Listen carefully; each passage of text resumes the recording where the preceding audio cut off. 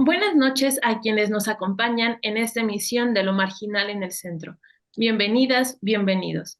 El programa de esta noche está dedicado a la crisis de la salud pública en nuestro país. Para hablar de este tema tan importante, me acompaña en el panel de esta noche Héctor Jaime Ramírez Barba, quien es doctor en Ciencias de la Salud y diputado federal de esta legislatura con una amplia trayectoria política y en administración pública. Héctor, muchas gracias por aceptar nuevamente una invitación a Lo Marginal en el Centro. Un placer acompañarles. Un saludo al auditorio, Jenny. Gracias. También está con nosotros Luis Javier Cortés Adame, quien es maestro en Administración y Políticas Públicas por el Centro de Investigación y Docencia Económicas, especialista en los temas de pobreza, las carencias en salud, seguridad social y alimentación. Luis Javier, bienvenido a Lo Marginal en el Centro. Un gusto estar con ustedes. Saludos al amable auditorio. Y también nos acompaña Arquímedes Bonilla Merino, quien es licenciado en Medicina por la Benemérita Universidad Autónoma de Puebla y regidor de Salubridad y Asistencia Pública del municipio de Tecomatitlán, Puebla. Arquímedes, bienvenido a Lo Marginal en el Centro. Hola Jenny, buenas noches. Muchas gracias. Saludos al auditorio. Bueno, entonces comencemos con este tema tan importante. Una de las promesas de campaña de López Obrador fue que México tendría un sistema de salud como el de Dinamarca. Esta promesa ha sido de las más recordadas, en parte porque la salud pública es uno de los derechos y de las demandas más sentidos por nuestra población, pero también porque desde que Morena llegó a la presidencia de México, ha implementado una serie de cambios en la salud pública que difícilmente pueden ser valorados como positivos. Para entrar un poco en el contexto de la crisis de salud pública con que nos enfrentamos hoy, vale la pena detenernos brevemente a preguntar sobre el funcionamiento de los dos institutos de salud pública con que el gobierno de la 4T planteó subsanar este derecho. Luis Javier, ¿podrías comentarnos brevemente cómo ha funcionado el Instituto Mexicano del Seguro Social bajo el gobierno de López Obrador? Por supuesto, Jenny. Como bien indicas, la principal promesa de este gobierno fue ampliar la cobertura en los servicios de salud a través de la centralización de la prestación de los mismos. Es decir, centralizar los servicios estatales de salud a través del Instituto de Salud para el Bienestar, que recientemente fue desaparecido tras un desasiado, por decirlo menos, proceso legislativo. En cuanto al IMSS Bienestar, viene a colación, porque el gobierno, tras el fracaso del INSABI, el año pasado anuncia que será el programa IMSS Bienestar quien absorba los servicios estatales de salud, y se crea ahí una confusión entre cómo podrán subsistir estos dos institutos, ¿no? El programa como tal de IMSS Bienestar con el Instituto de Salud para el Bienestar.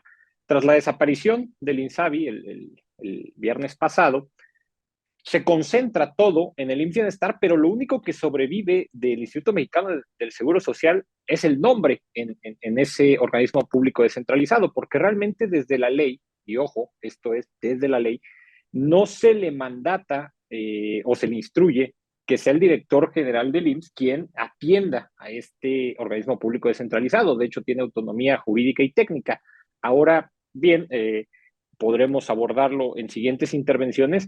Sin lugar a dudas que esto no garantiza que el régimen ordinario no sufra la volcadura de todo el Instituto Mexicano del Seguro Social a tratar de implementar y operar este nuevo organismo público descentralizado que entra pues faltando poquito más de un año para que la administración de López Obrador culmine. Héctor, y por el otro lado tenemos el Instituto el INSABI, creado por López Obrador. ¿Podrías comentarnos brevemente cómo surge la propuesta de este Instituto de Salud para el Bienestar y cuál fue el funcionamiento durante su breve periodo de funciones? Claro, y en el primer saludo con afecto a Arquímedes, que da presencia de una instancia sanitaria que se desconoce en la salud pública de este gobierno. Es decir, los ayuntamientos, los más de 2.450 ayuntamientos que existen en este país, que son autoridad sanitaria en este federalismo, han sido ignorados por la 4T de entrada. Entonces, qué bueno que esté Arquímedes aquí para que nos dé su visión y el papel que jugaría. Y también me gustaría, Jenny, antes de contestarte tu pregunta, que es harto interesante, es definir que una cosa es la salud pública y otra cosa es la atención médica. Y en ambos casos, la 4T en la primera ha sido un negligente criminal, causando más de 750,000 muertes por errores de la administración, por su incapacidad para manejarse. Y en la atención médica, pues también ha dado muchísimas cosas que desear. No ha habido medicamentos, no ha habido suficientes personas. Y este mecanismo con el cual podríamos decir, ¿avanzó bien o no el INSABI? Te voy a dar un solo dato. En este periodo, la esperanza de vida de un mexicano se perdió en 4 años. Nos regresamos a 30 años atrás. O sea, en 4 años lograron regresarnos a muchos años atrás y además con gran carga de la enfermedad, dado que hoy los padecimientos siguen siendo los mismos, pero no hay líder que sepa de administración pública en salud, no hay equipo, se juntan con puras personas leales, no capaces y algunas pues de reputación dudosa porque la asignación presupuestaria ha sido de oscuritas, siempre en la oscuridad, siempre con corrupción subyacente, ¿no?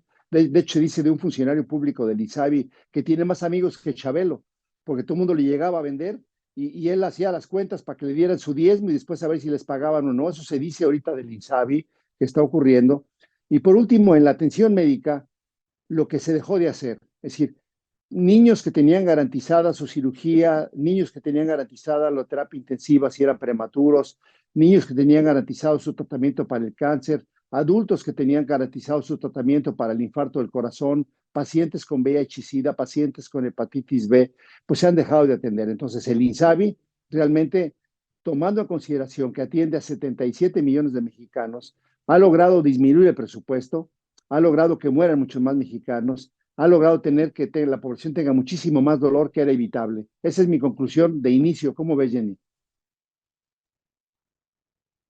Sí, me parece que logras sintetizar muy bien uno, no solamente el funcionamiento propiamente del INSABI, sino también problemas de la salud pública y de la atención médica de esta administración. Y precisamente sobre esto quisiera preguntarte, Arquímedes, porque ¿cuál es la magnitud de los problemas de salud pública en México y cuáles son sus manifestaciones de forma más específica dentro del IMSS y del INSABI? Hola Jenny. Bueno, sí, en primer lugar creo que tendríamos que tener bien sintetizado lo que es el sistema de salud. El sistema de salud aquí en México está segmentado en tres partes en paralelo. El primero es los servicios de salud que se tienen para las personas no aseguradas. El segundo es los servicios de salud, con seguro para personas con empleo. Y el tercero son los seguros de salud por parte del sector privado. Bueno, esta fragmentación ha traído muchos problemas hasta el día de hoy, inequidades, rezagos, ineficiencias, todo esto en las demandas del servicio de salud, ¿no? Si nos vamos ya a otro punto donde son los derechos, pues el artículo 4 nos dice que toda persona tiene derecho a la protección de la salud, pero sabemos muy bien que aquí en México, pues las grandes palabras muy poco se concretan y pues para ejemplo está el fallido INSABI, ¿no? Creo que el primer problema de salud que hay en México es que realmente no existe una cobertura médica pública. No podemos hablar de un sistema de primer mundo como quisiera López Obrador, pues cuando los mexicanos están pagando el 41% de los gastos en salud de su bolsillo, comparándonos con países pues como Latinoamérica, donde se paga solamente el 28%.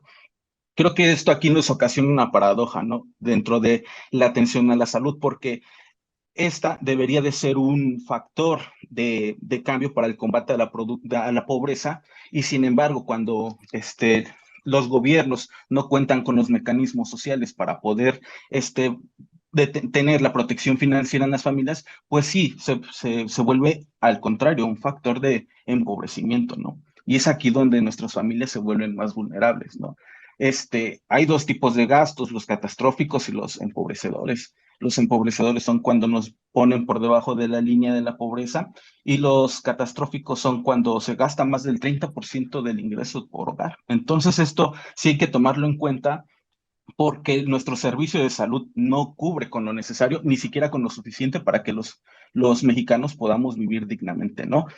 Otro de los problemas que surgieron con una magnitud negativa fue el desabasto de medicamentos.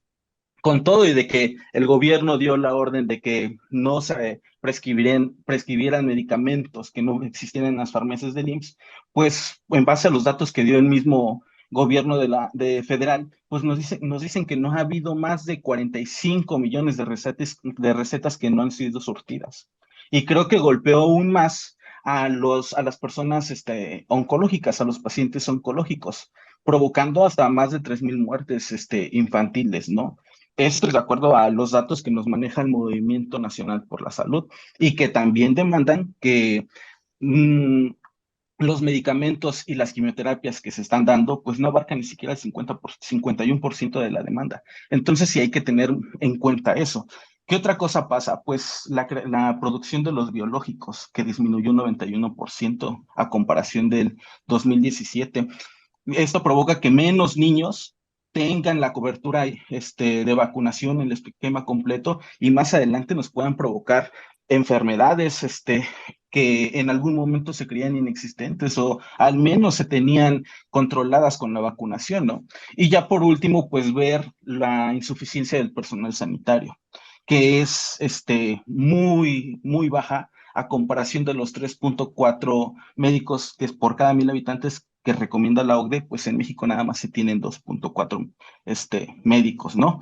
¿Qué pasa cuando hay menos médicos en las clínicas? Pues baja lo que son las consultas, la caída de las consultas médicas, ¿no? Y del 2017 al 2021, pues cayó aproximadamente 10 millones. Yo creo que estos serían algunos de los tantos problemas que se tienen en el INSABI y en el IMSS Bienestar. Héctor, desde el análisis que tú has hecho, ¿crees que la intervención del gobierno de la 4T ha mejorado el acceso a la salud pública para los sectores más desprotegidos? No, por supuesto que el actuar del gobierno ha sido desastroso, ha sido de una negligencia casi criminal.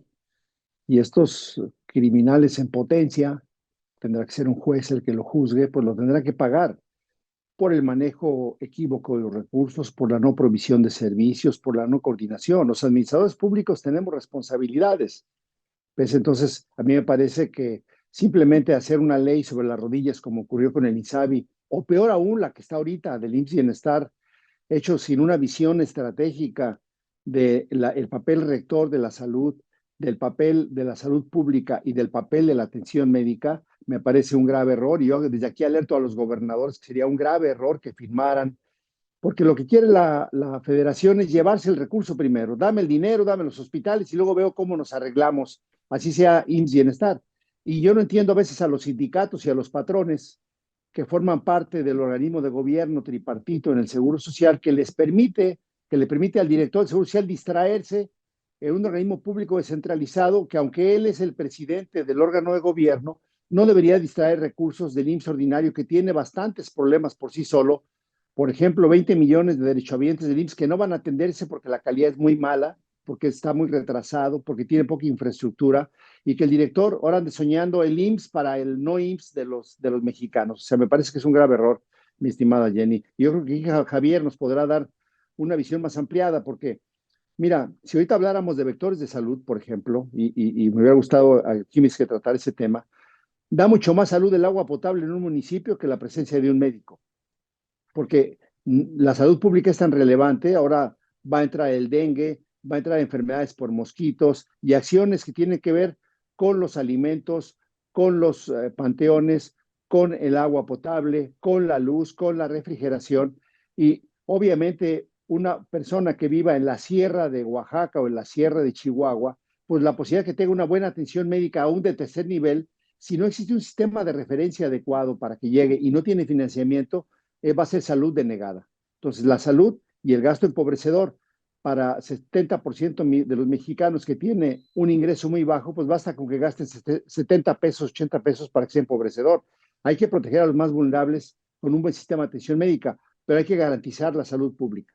Un poco, Luis Javier, Héctor ya te aventaba la bolita de esta pregunta, pero justamente también quisiera preguntarte a ti, ¿cuál es la valoración que haces del funcionamiento de las instituciones de salud pública, específicamente en lo que se refiere al acceso a la salud de los sectores más desprotegidos?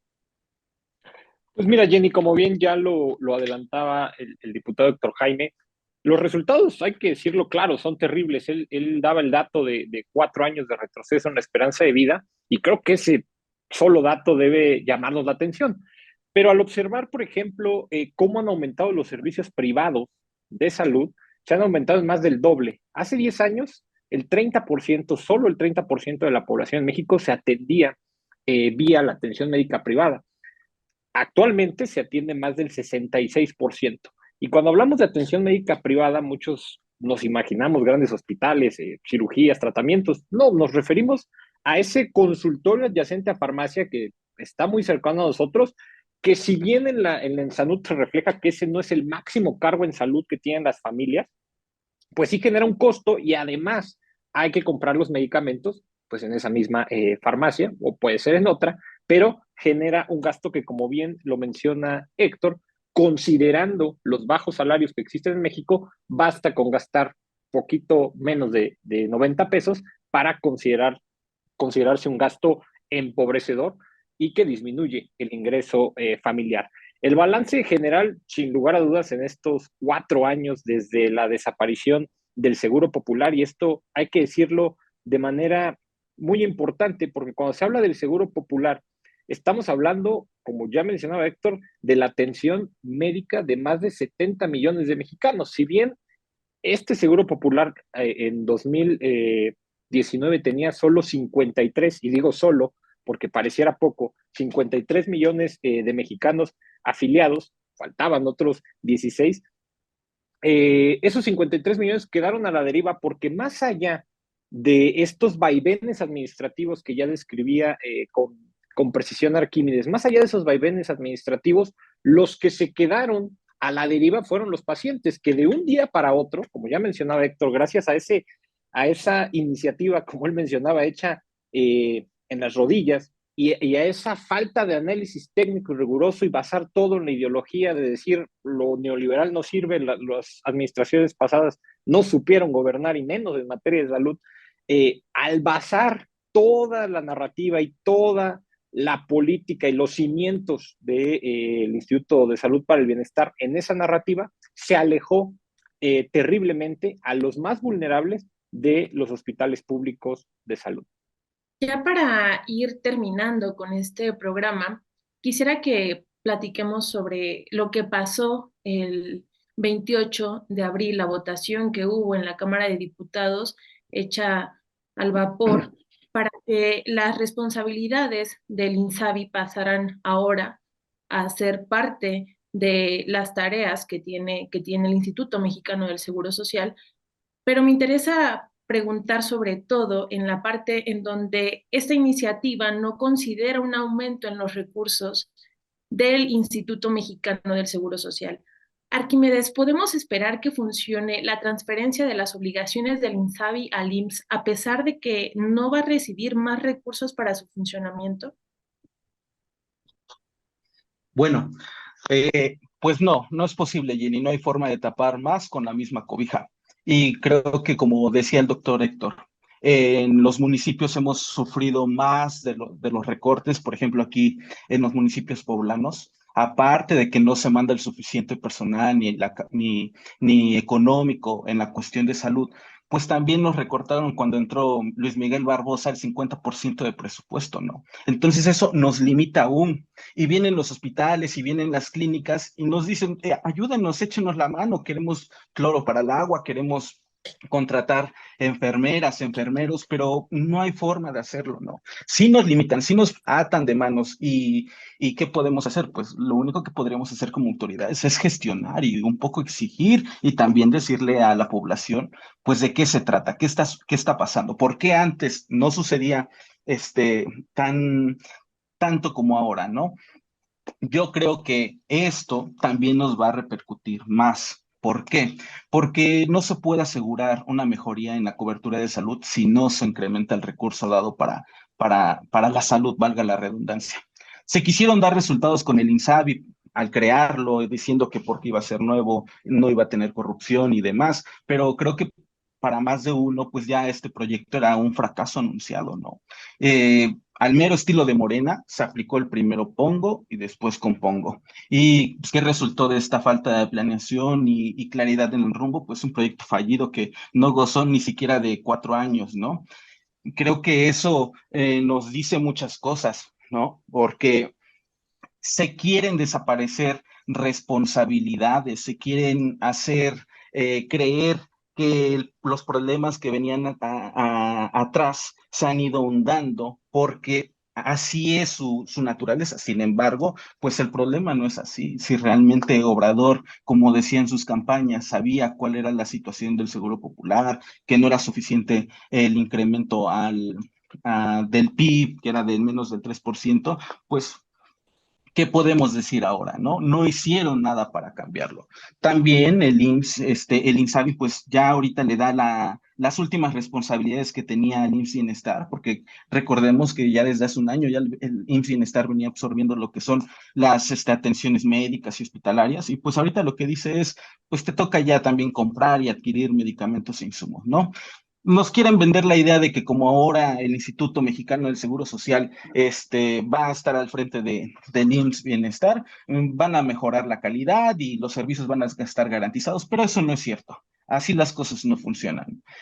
Lo único que se resaltaría es que se van a utilizar dos tipos de cobertura y van a llegar a dos tipos de beneficiarios.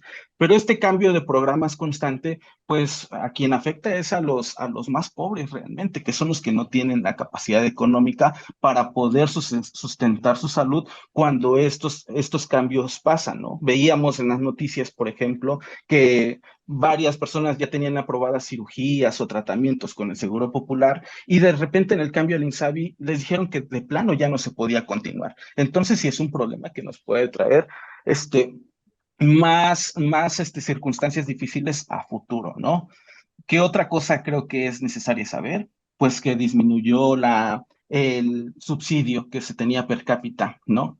Nos daba el Seguro Popular aproximadamente en el 2019 de 1,246, si no me equivoco, y con el INSABI hasta el 2022, pues disminuyó a 816 pesos. O sea, ¿qué nos están queriendo decir la cuarta transformación? ¿Que vamos a hacer algo? No, pues realmente no creo que haya algún cambio mientras no haya un incremento, si es que lo hay, porque con esta bandera insensible de la austeridad republicana, lo único que se busca es justificar los recortes viscerales en cosas que sí valen la pena para traspasarlos a obras faraónicas del presidente, que pues realmente hasta ahora no han servido de nada, ¿no? Y hay muchas más situaciones, por ejemplo, los contratos pendientes, las deudas arrastradas, qué va a pasar de ello? Pues creo que esta transferencia de obligaciones lo único que va a hacer es repercutir al IMSS tradicional, como decía el doctor Héctor, ¿sí? ¿Por qué? Porque en algún momento para poder sacar el trabajo, pues tendrá que compartirle recursos económicos y humanos al IMSS Bienestar. Y esto va a deteriorar aún más sus niveles de servicio. Y ya por último, para agregar, ahora re- se revisó la Ley General de la Salud para desaparecer el INSABI, pues hubo una modificación en el artículo 29 de la Ley General, una modificación que realmente, a pesar de ser pequeña, pues sí nos va a traer grandes repercusiones. ¿Y cuáles? Pues que en el compendio nos decía que en una parte que se garantizaría la existencia permanente y disponibilidad de los insumos y los medicamentos. ¿Qué pasó ahora después de esta renovación de la ley? Pues que desaparece en la parte donde dice garantizará su existencia permanente, ¿no? Mucho ojo, ¿eso qué nos quiere decir? Que se van a lavar las manos porque la ley simplemente ya no se los puede exigir. Yo creo que esa es la situación que pasa, de acuerdo a esta pregunta, Jenny. Sí, sin duda los datos específicos que aportas Arquímedes dan mucho que pensar. Héctor, quisiera tu comentario sobre esto último. ¿Cuáles son las probabilidades de éxito de una medida como la que aprobó la Cámara de Diputados, que no agrega más recursos al IMSS y que además lo hace con poco más de la mitad del año fiscal todavía pendiente? Mira, todavía no se ha publicado la ley. Yo creo que se va a publicar quizás mañana o pasado. Pero lo que es un hecho es que es una tragedia para los mexicanos. O sea, el dolor para los mexicanos va a seguir siendo cada vez más intenso. No hay claridad. Y porque además, déjame te digo que en Radio Pasillo, cuando tú decías, ¿qué pasó esa noche? Pues lo que pasó fue una gran traición entre los propios funcionarios de la 4T, ¿ves? Porque estuvieron trabajando en tres pistas. En algunas hasta se soñaba con que el INSABI iba a ser el financiero, que iban a tener una mezcla entre las dos funciones, porque se da el cambio de la ley debido a que lo que planearon desde el año pasado al hacer el decreto, el presidente, para crear este organismo público desconcentrado, los servicios de salud, IMSS Bienestar, que no es Instituto Mexicano del Seguro Social, es nomás le robaron las letras, es IMSS Bienestar, servicios de salud, para mezclar un poco, que fuera salud, que fuera bienestar y que le diera esta garantía. Pues en realidad lo que hicieron fue estar entreteniendo al INSABI con un convenio y luego presentaron el bueno. Y se lo presentaron en la noche a un diputado que no tenía idea de lo que estaba presentando. Los de Morena, con Partido del Trabajo y el Verde Ecologista de México, lo aprobaron sin cambiarle una coma, se dispensaron todos los trámites sin pensar absolutamente nada. Está muy mal, está mal hecha, tiene graves errores la ley. Y quizás el más importante, Jenny, es que está perdiendo de vista quién es el paciente. No está considerando que hay médicos privados en hospitales, que hay farmacias, que hay laboratorios, que hay nutriólogas, que hay odontólogos, que no existen en el sistema, y por eso en México se llama Sistema Nacional de Salud. Es más allá que la visión del INSABI. Y como bien señalaba Arquímedes, a quien felicito, por cierto, porque ha hecho una síntesis clara de la insuficiencia financiera. Es decir, esta reforma hecha sobre las rodillas, ¿va a dar más dinero? No. ¿Va a dar más recursos humanos, médicos, enfermeras, profesionales? No. ¿Va a dar más infraestructura? No. Al contrario, ha disminuido. Entonces, tenemos que hacer un gran ejercicio nacional, Jenny, para repensar el Sistema Nacional de Salud desde la cobertura universal. Es decir, ¿qué servicios vamos a dar con el dinero que tenemos? ¿En cuál tendrás tú que ponerle un poquito tuyo adicional a lo que se está poniendo con los impuestos? Porque tampoco hay mucho espacio fiscal para hacerlo. Porque de hecho ya lo ponen los mexicanos, bien decía Javier. O sea, cuando tú dices, el presupuesto público son alrededor de 800,000 millones de pesos. El privado son casi 800,000 millones de pesos. Ahora estamos hablando de 1,600,000 millones de pesos lo que está en el sistema. ¿Cómo lo adecuamos? ¿Cómo lo pensamos? Y hacer en la propia Secretaría de Salud, en este papel rector, de planeación e integración del sector. Trabajar con todos los candidatos y que ningún gobernador firme, que no entregue corcholatas para que estemos a tiempo de pensar y rediseñar este sistema una vez que Morena pierda en el 2024, Jenny. Sí, pues la situación de la salud pública y del acceso a la salud en México se ve muy crítica. De por sí parecía que esta promesa del sistema de salud pública como Dinamarca difícilmente se iba a completar durante el sexenio de López Obrador, pero después de lo acontecido el viernes pasado, el 28 de abril, parece ser que definitivamente nos alejamos más de esta promesa y más bien, como decía Héctor en su participación, estamos retrocediendo en los avances que las administraciones anteriores y que el pueblo mexicano había logrado en lo relativo a la salud pública y al acceso a la salud. Agradezco la participación de Arquímedes, de Luis Javier y de Héctor, y agradezco también a quien nos acompañó en esta emisión de Lo Marginal en el Centro. Muy buenas noches.